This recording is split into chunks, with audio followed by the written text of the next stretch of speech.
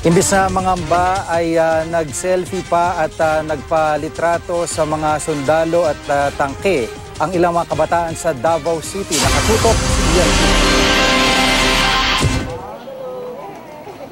Animoy tourist attraction ang tangking ito at mga sundalo ng Task Force Davao sa tapat ng City Hall. Marami ang nagsiselfie pa. May pamilya pero karamihan sa mga narito, mga millennial. Di mababakas ang takot sa umiiral na batas militar sa Mindanao. Mula nang ideklara ang martial law ay inilagay na sa tapat ng City Hall itong tangking ito. Gayon din yung mga sundalo ng Task Force Davao. Pero imbes sa katakutan ng mga residente ang presensya nila, tila naging major attraction pa ito ngayon. Sa People's Park sa Davao namin nakilala si Kezia.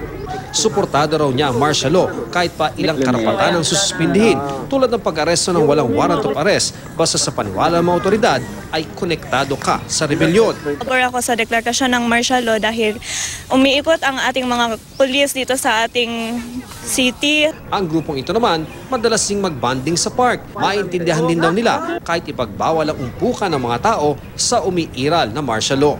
Susunod na lang po kami kung ano ang sinasabi sa amin. Para po rin sa ating kinabukasan yan po. Sa pananaw ng isang sociologist, kulang sa edukasyon hinggil sa batas militar ang ilang kabataan. Kaya raw nagagawa pa ng ilan na makipag-selfie sa mga puwersa ng gobyerno.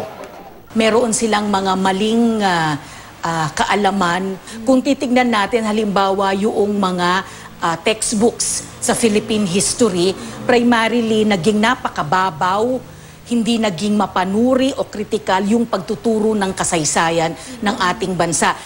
Mula rito sa Davao City, Ian Cruz, Nakatutok, 24 Oras.